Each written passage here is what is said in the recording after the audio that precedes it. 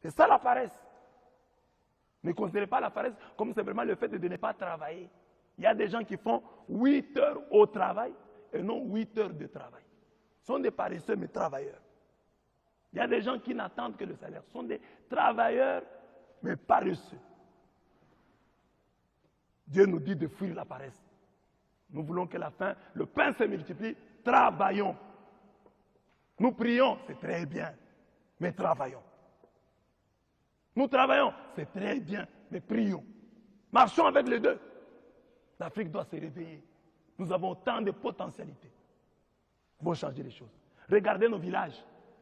Depuis des siècles. Les maisons sont toujours construites de la même manière. Les villageois ont de la paille gratuite dans nos savanes.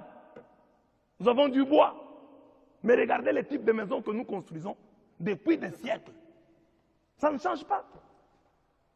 Les gens n'ont pas dit aujourd'hui, nous n'avons pas de tôle, mais nous devons avoir comme toiture de la maison, mettre un peu plus de paille. Non, chercher un peu, mettre un peu de l'esthétique. Construire ces maisons-là en ordre.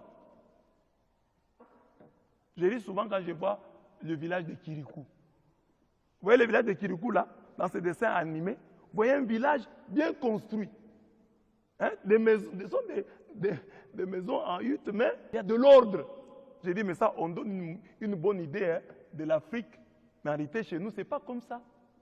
Nous avons ces huttes-là, ces maisons-là en paille, mais mal construites, construites en désordre. Nous n'avons pas le sens de l'esthétique. Depuis des années, nous n'allons pas accuser l'homme blanc. Il ne nous a pas interdit d'agrandir nos maisons au village. Nous avons des petites pièces comme ça. S'il y a un blanc qui est là, qui est pour quelque chose, nous allons construire ça. Les blancs ne viendront pas, ou l'homme politique ne viendra pas nous arrêter si nous arrangeons nos maisons. Ne racontons pas des histoires. Il y a notre part de responsabilité. Nous avons aussi un problème avec la paresse. Nous devons nous convertir. Le vrai travailleur, c'est celui qui est créateur. C'est lui qui crée des emplois.